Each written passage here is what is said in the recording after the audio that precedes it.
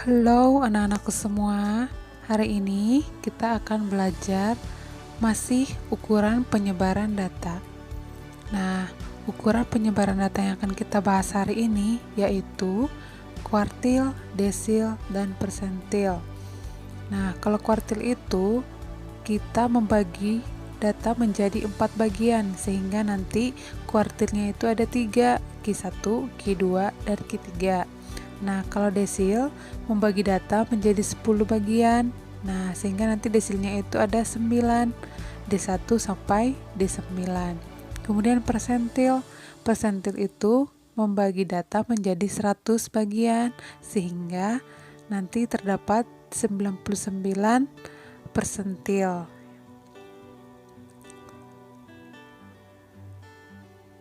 Nah, pertama kita belajar dulu tentang kuartil, desil, dan persentil data tunggal. Kuartil. Misalkan di sini diketahui data terurut banyak novel yang dimiliki 8 siswa adalah sebagai berikut. Nah, kita disuruh untuk mencari Q1, Q2, dan Q3. Nah, data ini harus tetap kita urutkan dulu.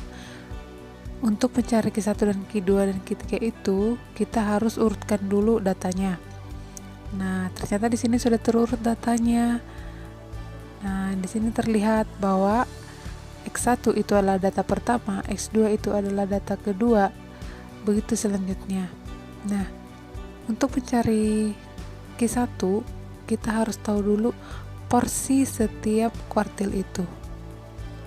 Nah, di sini untuk menentukan Q1 kita harus tahu dulu 1/4 dari jumlah data berapa. Terus untuk Q2 kita harus tahu 2/4 dari data berapa. Dan Q3 3/4 dari banyaknya data berapa. Nah, tadi kita lihat di sini. Nah, untuk data ini banyaknya data itu adalah 8. Ya, N-nya itu adalah 8. Nah, kita tahu bahwa Q1 itu berarti 1/4 dikali 8 itu adalah 2. Maka cara mencari kuartilnya itu seperti ini. Nah, kalau misalkan tadi kuartilnya berada di data kedua, berarti kamu jumlahkan data kedua itu dengan data ketiga, kemudian dibagi 2. Nah, seperti berikut hasilnya. Untuk Q1 berarti dia berada pada data kedua. Jadi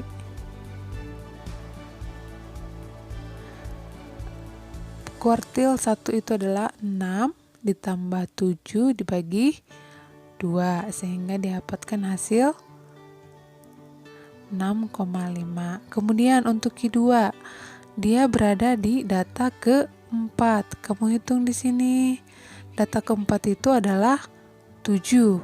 Berarti Q2 itu data keempat ditambah data kelima dibagi 2. Berarti 7 ditambah 10 bagi 2. Sehingga hasilnya adalah sebagai berikut.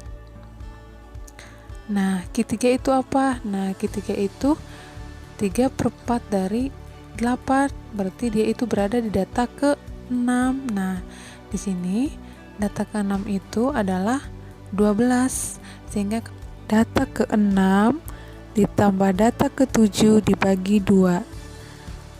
Maka 12 ditambah 13 dibagi 2, sehingga hasilnya adalah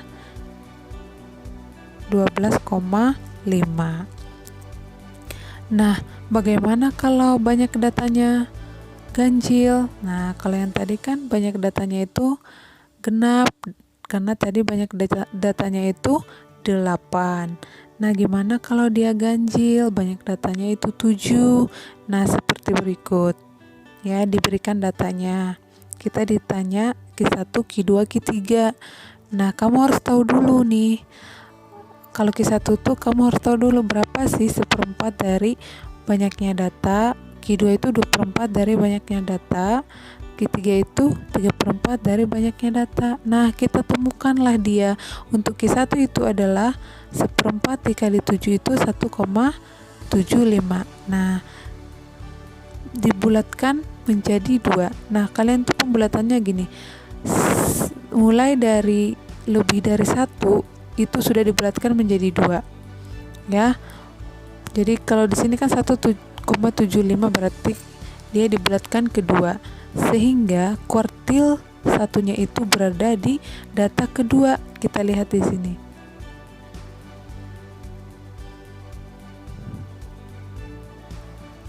Nah, data kedua itu kan apa? 17 ya.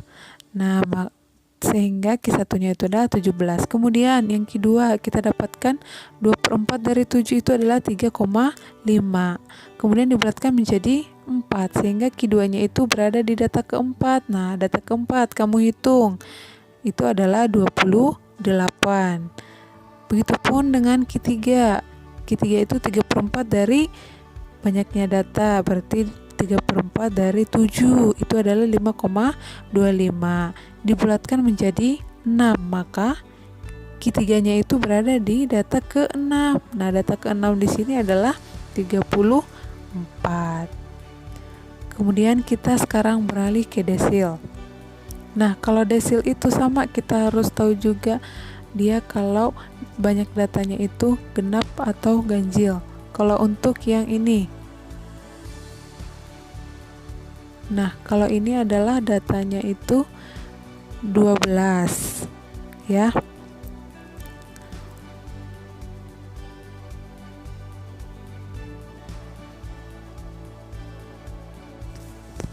Nah, ini datanya yang di bawah ya.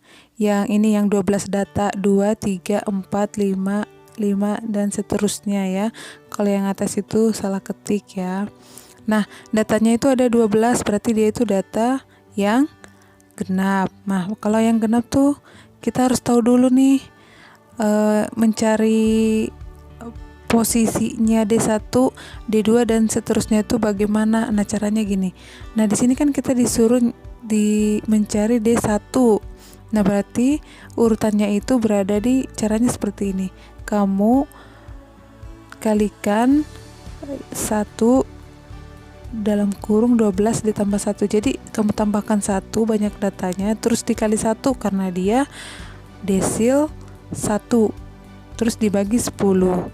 Nah, kalau misalkan kita ditanya D2, berarti kamu tambahkan dulu 12 ditambah 1 dikalikan 2. Kalau dia ditanya desil kedua, dibagi 10 gitu.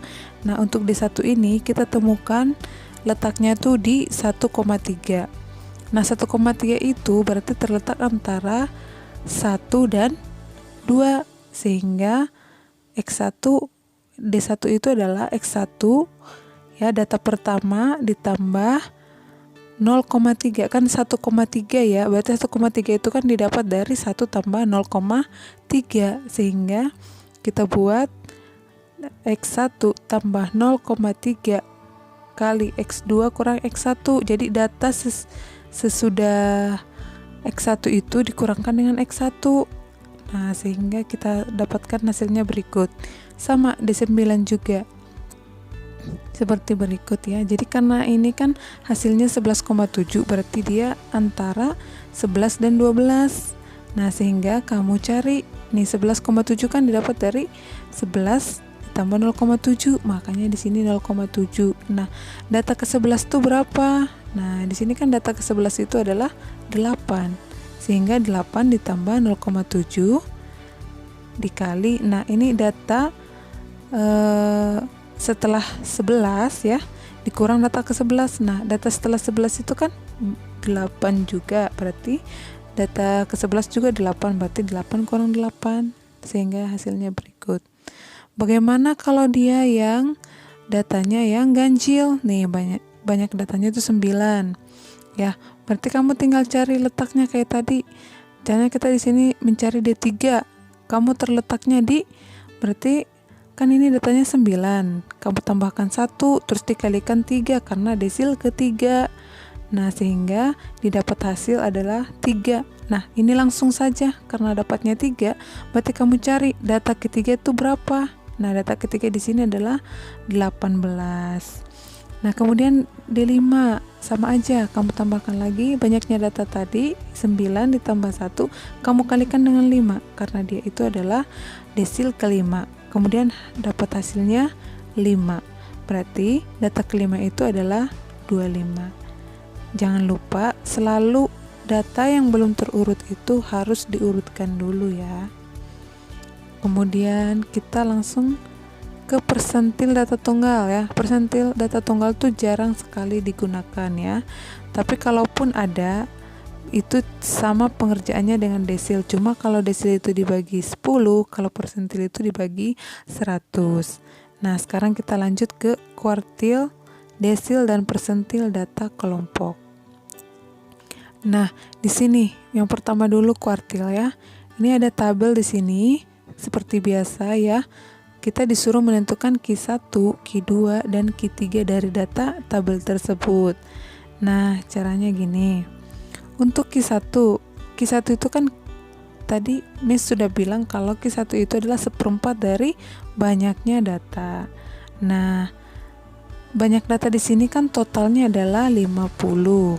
Sehingga 1/4 dikali 50 itulah letak Q1-nya. Nah, ternyata 50 dibagi 4 itu adalah 12,5. Kita lihat di tabel ini. Kira-kira dia berada di kelas berapa sih kalau sampai 12,5? Nah, untuk yang kelas pertama kan sampai 5. Yang di kelas kedua 14, berarti otomatis dia berada di kelas 50 sampai 59 seperti berikut ya. Sehingga kita kayak minggu kemarin kita cari dulu tepi bawah kelas. Tepi bawah kelas itu adalah batas bawah dikurangi 0,5. Nah, 50 dikurang 0,5 itu adalah 49,5. Nah, kemudian ditambah ya, yang tadi 1/4 dari 50 tadi 12,5 dikurang. Nah, dikurang frekuensi sebelum kuartil 1 itu. Nah, sebelum di kelas 50 sampai 59 berarti frekuensinya itu adalah 5. Sehingga 12,5 dikurang 5. Nah, yang untuk 14-nya itu didapat dari frekuensi pada saat kelas kuartil 1 itu. Berarti pada kelas 50 sampai 59 frekuensinya itu adalah 14, sehingga dapat 14. Kemudian dikali 10. 10 itu apa?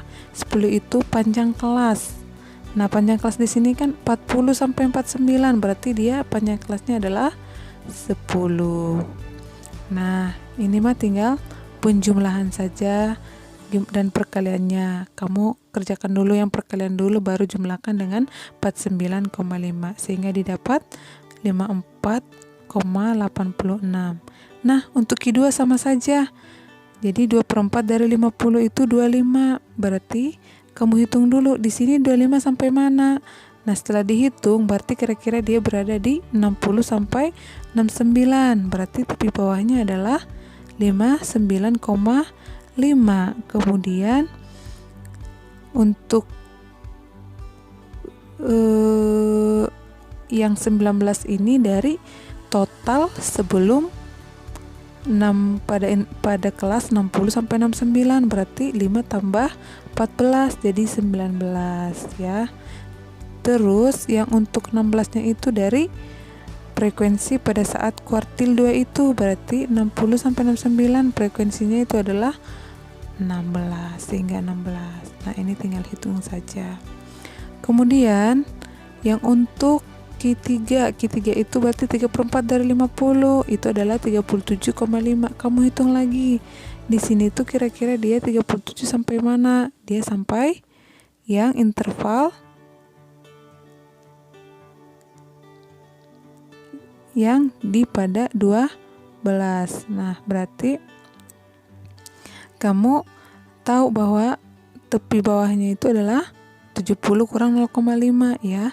Nah, sama saja, sama halnya dengan itu. 35 dari mana sih? Dari ini. kan beradanya di 12, ini frekuensi 12. Nah sebelumnya itu totalnya berapa? Ternyata 35. Nah yang 12 itu adalah dari tabel ini frekuensi pada saat kelas 70 sampai 79 itu adalah 12. Nah sehingga didapat hasilnya berikut. Oke, hasilnya adalah seperti berikut. Kemudian untuk desil sama dengan kuartil, cuma kalau kuartil itu kan dibagi 4, kalau ini dibagi 10 ya. Nah kalau yang ini nih berarti 5/10, karena dia ditanya desil kelima ya, berarti 5/10 dikali 50 ya, hasilnya 25. Sama saja pengerjaannya dengan kuartil, berarti dia itu 25 itu berada di kelas mana? Di 60 sampai 69, sehingga tipe bawahnya itu adalah 59,5. Nah untuk yang 19 itu kamu cari, kan tadi dia berada di 60 sampai 69, berarti sebelumnya total frekuensinya berapa? Oh 19, sehingga itulah dia. Jadi yang 16 dari mana? Nah tadi kan desil 5 nya berada di 60 sampai 69, berarti frekuensinya 16 ya. Sama aja, 10 itu adalah panjang kelas. Begitu juga dengan di 9, kamu tinggal rubah saja. Berarti kalau di 9 berarti 9/10. Nah kalau misalkan tanya di 8 berarti 8/10 gitu ya. Sama saja. Kemudian persentil. Nah kalau persentil tuh sama juga dengan kuartil dan desil, cuma kalau persentil itu dibagi 100. Nah misalkan yang ini nih, nah kita ditanya persentil 30, berarti 30 dibagi 100 dikali banyaknya data 50, dapatlah dia 15. Nah kalau misalkan ditanya persentil 80, berarti kamu 80 bagi 100 kali 50 begitu. Nah ternyata setelah dihitung dari tabelnya ini, persentil 30 tuh berada di 15. Nah 15 sampai mana? Oh adanya di 50 sampai 59, sehingga tipe bawahnya adalah 49,5. Kemudian 5-nya dari mana sih? 5-nya dari frekuensi sebelum kelas persentil 30. Persentil 30 kan tadi di 50 sampai 59, sehingga sebelumnya frekuensinya itu adalah 5 ya, sehingga didapat 15 dikurang 5. 14-nya dari mana? Oh 14-nya itu dari frekuensi pada saat persentil 30 itu, yaitu 14. Sama dengan 90 juga ya. Nah sehingga didapat hasilnya seperti berikut.